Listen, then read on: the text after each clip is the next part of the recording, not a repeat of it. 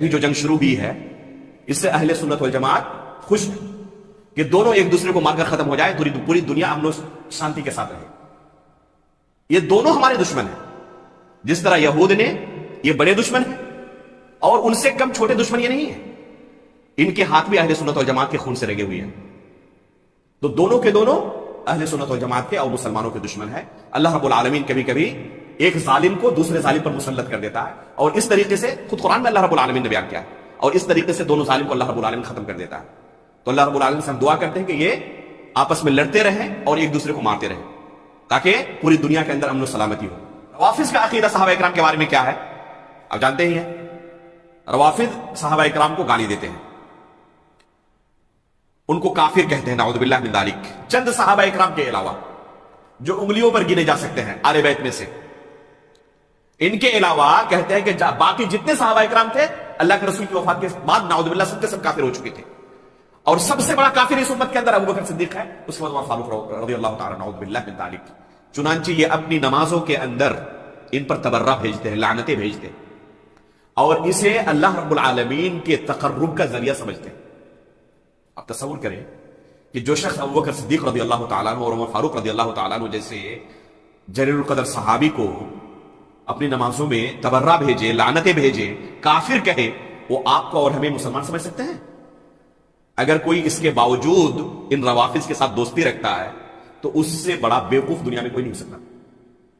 اسی وجہ سے آپ پائیں گے کہ ہمیشہ سے اس جماعت میں سب سے زیادہ نقصان کن کا کیا ہے؟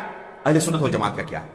ان کی پوری تاریخ آپ دیکھ لیں، ہمیشہ ان کے ہاتھ اہل سنت والجماعت کے خون سے رنگے ہوئے آپ کو ملیں گے۔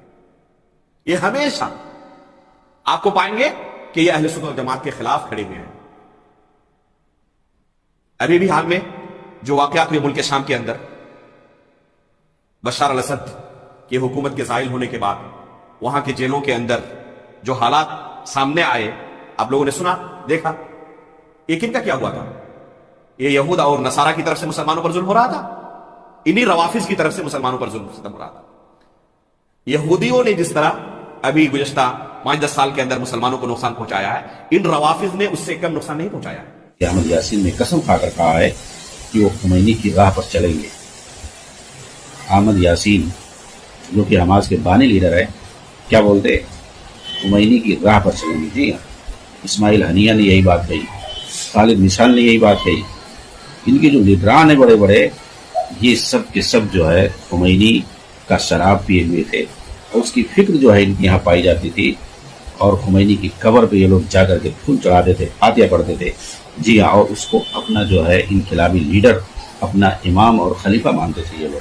جی ہاں، تو وہی بات یہ بھی حماس کے جو بانی لیڈر وہ بھی انہوں نے بھی کہی ہم خمینی کی راہ پر چلیں گے۔ چنانچہ خبر کہتی ہے کہ حماس کے روحانی موسی احمد یاسین نے قسم کھائی ہے کہ آیت اللہ خمینی کی ڈگر اور راہ کو آگے ہم بڑھائیں گے۔ خمینی جی آج اخوانی یہی کام کرے۔ عربوں میں مشہور ہے کہ عرب ممالک کے اندر جو روافض، جو موجودہ وقت کے روافض اور شیعہ خمینی نواز، یہ لوگ جو اتنا زیادہ پھیلے ہیں، یہ اخوانیوں کا دین ہے۔ ان اخوانیوں کی وجہ سے موجودہ دور میں روافض عراق اور اسی طریقے سے سیریا اور لبنان اور یمن اور دوسرے عرب ممالک میں، ان کی وجہ سے، ان اخوانیوں اور تحریکیوں کی وجہ سے روافض جو ہے پھیلے ہیں۔ نہیں تو شیعوں اور روافض کی کوئی اوقات نہیں تھی، ان کو اچھوت سمجھا جاتا تھا۔ عالمی اسلام کے اندر انہی تحریکیوں اور انہی جو ہے اخوانیوں نے ان کو پروموٹ کیا۔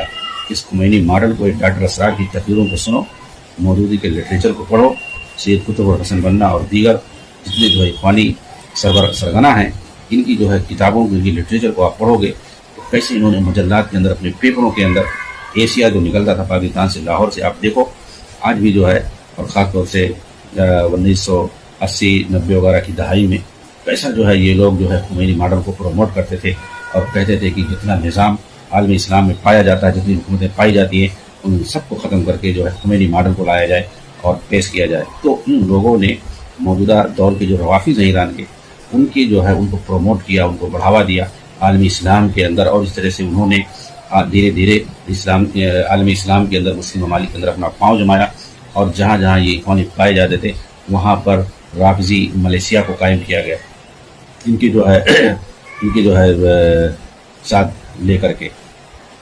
بہرحال انہوں نے موجودہ دور میں عالم اسلامی کے اندر روافظ کو مضبوط کیا ہے، جنہوں نے آ کر کے مسلمانوں کا قتل عام کیا۔ تو یہ کون ہے؟ احمد یاسین ہے، جو قسم کھا کے کہہ رہے ہیں کہ ہم جو ہے خمینی کے ڈگر پر چلیں گے، آیت اللہ خمینی کے ڈگر پر چلیں گے اور اس کی راہ کو آگے بڑھائیں گے۔ یہ بات انہوں نے اس وقت کہی جب ایران جا کر اسلامی انقلاب کے رہنما آیت اللہ خمینی کی مزار کی زیارت کی تھی۔ جی ہاں، اسی طرح ایرانی اخبار رساں ایجنسی نے شیخ یاسین کا یہ قول نقل کیا کہ ان کی تحریک حماس امام خمینی کے ڈگر اور راہ کو جاری رکھنے کے لیے تیار ہے۔